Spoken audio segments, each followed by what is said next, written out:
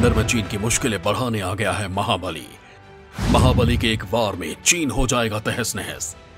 महाबली के घातक हथियारों को देखकर घबराया चीन। समंदर में भारत की बादशाहत कायम करेगा महाबली। दोस्तों, चीन के साथ हम लद्दाख से लेकर अरुणाचल तक उलझे हुए हैं, लेकिन आप लोगों को पता है कि चीन की फितरत में धोखा है और वो धोखा देकर कुछ भी कर सकता है। ऐसा भी हो सकता है कि लद्दाख में भारत को उलझाकर वो समंदर के रास्ते कुछ बड़ा करने की तैयारी में हो। और अगर ऐसा है तो समंदर में भी चीन को मात देने के लिए भारत ने एक ऐसा महाबली तैयार किया है जो इतना घातक है कि चीनी सेना को हिंद महासागर में ही डुबा दिया जाएगा। इस महाबली की ताकत के आगे चीन बौना पड़ जाएगा। उसे समझ नहीं आएगा कि समंदर में भारत के महाबली से कैसे मुकाबला किया जाए, क्योंकि इस महाबली पर ऐसे हथियार तैनात किए जा सकते हैं जिसका तोड़ दुनिया के किसी भी देश के पास नहीं है। यह इतना घातक है कि समंदर में चीन इसका मुकाबला नहीं कर पाएगा, क्योंकि भारत के इस महाबली से भिड़ने का मतलब सिर्फ और सिर्फ तबाही है, जो चीन कभी नहीं चाहता है। दरअसल दोस्तों, चीन लद्दाख के अलावा हिंद महासागर में भी अपनी चालबाजियां दिखा रहा है और चीन के साथ पाकिस्तान भी अरब सागर में अपनी नापाक हरकतों को अंजाम देने की तैयारी में है। और समंदर में इन दोनों को करारा जवाब देने के लिए भारत ने अपनी कमर कस ली है। इस महाबली के नौसेना में शामिल होने से भारत की ताकत इतनी बढ़ गई है कि चीन अब हिंद महासागर में कुछ भी करने से पहले 100 बार सोचेगा, क्योंकि पीएम मोदी ने अब अपने सबसे खतरनाक हथियार को मैदान में उतार दिया है। जब समंदर में मौजूद चीनी सेना के पिछवाड़े में डंडा कर देगा, सिर्फ डंडा ही नहीं करेगा, वो उसे घुमाएगा भी, ताकि दर्द से चीन बिलबिला जाए और फिर दोबारा इस तरह की कोई भी चालबाजी न करे। चीन अपनी नौसेना की ताकत पर बहुत इतराता है, लेकिन अब उसका ये इतराना काम नहीं आएगा, क्योंकि अब उसकी ताकत को चुनौती देने के लिए भारत ने अपना सबसे घातक हथियार समंदर में उतार दिया है। इस समंदर के शहंशाह पर इतनी घातक मिसाइलें तैनात हैं जिनका तोड़ अमेरिका के पास भी नहीं है। ये मिसाइलें इतनी तेजी से वार करती हैं कि दुश्मन को जब तक समझ आता है तब तक ये मिसाइलें अपने निशाने को बर्बाद और तबाह कर देती हैं। यानी अब अगर चीन के सबमरीन हिंद महासागर में दिखाई दी तो उनका तबाह होना लाजमी है। दोस्तों, आज के इस वीडियो में मैं आप लोगों को भारत के इसी महाबली के बारे में बताने वाला हूं, जो अब समंदर में उतर चुका है और उसके उतरने के साथ ही चीन के बुरे दिन भी शुरू हो चुके हैं। दोस्तों, दिल थाम के रखिएगा, क्योंकि आज मैं आप लोगों को भारत के जिस महाबली के बारे में बताने वाला हूं, उसके बारे में जानकर आप लोगों का सीना गर्व से चौड़ा हो जाएगा। आप लोगों को अपने हिंदुस्तानी होने पर गर्व होगा। देश के पीएम नरेंद्र मोदी ने कसम खा ली है कि वो चीन के सामने भारत का मस्तक झुकने नहीं देंगे, और इसीलिए पीएम मोदी ने चीन को मिटाने के लिए कसम खा ली है। दोस्तों, हम आप लोगों को पीएम मोदी के इस कसम के बारे में भी बताएंगे, लेकिन उससे पहले आप लोगों को भारत के इस महाबली के बारे में बता देते हैं, जो समंदर पर राज करने के लिए आ गया है। तो बने रहिए हमारे साथ। नौसेना को मिला स्वदेशी गाइडेड मिसाइल डिस्ट्रॉयर पोत। नौसेना की ताकत में हुआ जबरदस्त इजाफा। ब्रह्मोस और बराक मिसाइलों से लैस है डिस्ट्रॉयर। दोस्तों, देश की समुद्री सीमाओं की सुरक्षा के लिए नौसेना के पास एक ऐसा प्रहरी आ गया है जो समंदर के अंदर और ऊपर दोनों ही जगह दुश्मन को खून के आंसू रुला सकता है।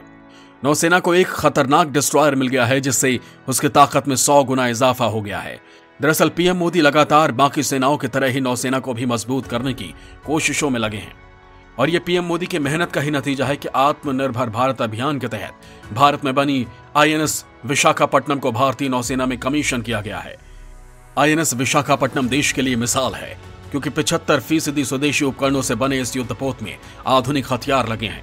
दुश्मनों को सरहद की दहलीज तक आते ही बर्बाद कर देने वाले आईएनएस विशाखापट्टनम नौसेना की शान है।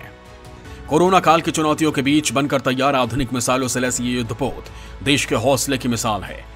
आईएनएस विशाखापट्टनम डिस्ट्रॉयर उन 7,400 टन वजनी स्टील्थ डिस्ट्रॉयर में से एक है जो मजगाव डॉक्स पर बनाए जा रहे हैं।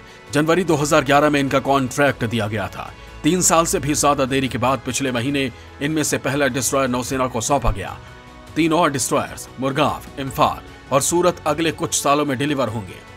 इन चारों की सबसे बड़ी खासियत यह है कि ये destroyer BrahMos supersonic cruise missile और इजरायली बराक मिसाइलों से लैस हैं। इसके अलावा ये कई तरह के हथियारों और सेंसर से भी लैस हैं, जिसमें सुपरसोनिक सतह से सतह और सतह से हवा में मार करने वाली मिसाइलें, मध्यम और short range gun, anti submarine rocket, advance electronic warfare एवं कम्युनिकेशन सूट शामिल हैं। ये डिस्ट्रॉयर सिर्फ खतरनाक मिसाइलों की वजह से घातक नहीं होते, बल्कि इसे बनाने के लिए जिस स्टील का इस्तेमाल किया गया है वो भी काफी खास है। दरअसल इसके निर्माण में बहुत ही मजबूत और उच्च गुणवत्ता वाले स्वदेशी स्टील DMR 249A का इस्तेमाल किया गया है। इस डिस्ट्रॉयर की दूसरी सबसे बड़ी खासियत है इसकी स्पीड। ये 30 नॉटिकल माइल्स की स्पीड से चलने में सक्षम है। इस वॉरशिप की लंबाई 164 मीटर और वजन 7500 टन है। इस युद्धपोत का डिजाइन नेवी के नौसेना डिजाइन निदेशालय ने बनाया है। इसका निर्माण मुंबई के Mazagon dock ship builders limited में किया गया है। यह देश का एकमात्र और पहला P-15B क्लास का स्टेल्थ गाइडेड मिसाइल विध्वंसक है। इस वक्त भारतीय नौसेना के जंगी बेड़े में एक एयरक्राफ्ट कैरियर सहित कुल 130 युद्धपोत हैं। इसके अलावा 39 जंगी जहाज देश के ही अलग अलग शिपयार्ड में तैनात किए जा रहे हैं।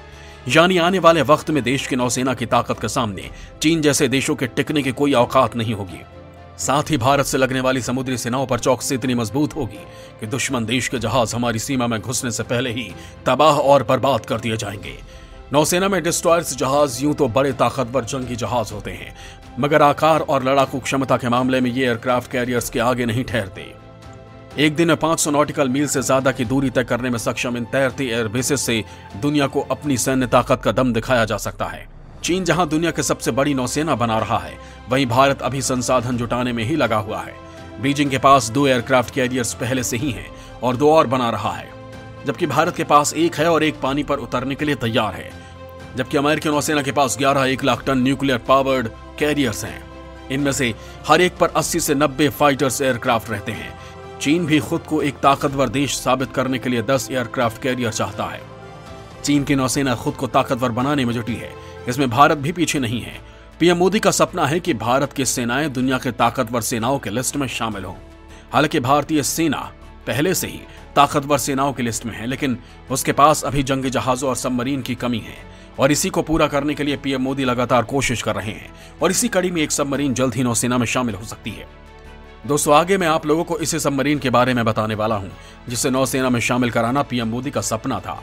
भारतीय नौसेना की बढ़ेगी सामरिक ताकत, नौसेना में जल्द शामिल होगी INS वेला सबमरीन। स्कॉर्पियन क्लास की चौथी पनडुब्बी है INS वेला। दोस्तों, साल 2005 में प्रोजेक्ट 75 के तहत फ्रांस के साथ 6 स्कॉर्पियन पनडुब्बियां बनाने का भारत से करार हुआ था। हालांकि साल 2012 तक नौसेना को पहली सबमरीन मिल जानी चाहिए थी, लेकिन पहली स्कॉर्पियन क्लास पनडुब्बी कलवरी साल 2017 में यानी कि 5 साल की देरी से भारतीय नौसेना को मिल पाई थी, जबकि INS खंडेरी साल 2019 में नौसेना की जंगी बेड़े में शामिल हुई थी।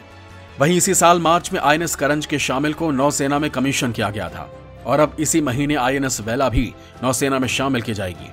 मौजूदा समय में भारत के पास 9 सिंधुघोष क्लास या किलो क्लास डीजल इलेक्ट्रिक पनडुब्बियां हैं। इन पनडुब्बियों का निर्माण रूस के रोस हेनी और भारतीय रक्षा मंत्रालय के बीच हुए समझौते के तहत किया गया है।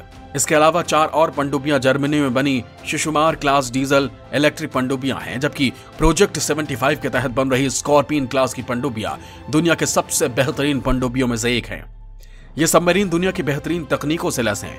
ये पनडुब्बियां समुद्री सतह की ऊपर या नीचे किसी भी खतरे को बेअसर करने के लिए शक्तिशाली हथियारों और सेंसर से लैस हैं। भारतीय नौसेना इन सबमरीन का इस्तेमाल खुफिया जानकारी, एंटी पनडुब्बी वॉरफेयर, एंटी सरफेस वॉरफेयर और माइन लेइंग ऑपरेशन जैसे अभियानों के लिए करेगी। स्कॉर्पियन पनडुब्बियां 6 टॉर्पीडो लॉन्चिंग ट्यूब, 18 भारी हथियारों, एंटी शिप मिसाइलों और गाइडेड हथियारों से लैस हैं। ये पनडुब्बियां सतह और पानी के नीचे दुश्मन के ठिकानों को भी तबाह कर सकती हैं। माना जा रहा है कि साल 2022 तक ये सभी 6 पनडुब्बियां नौसेना में शामिल हो जाएंगी, जिसके बाद नौसेना की ताकत कई गुना तक बढ़ जाएगी।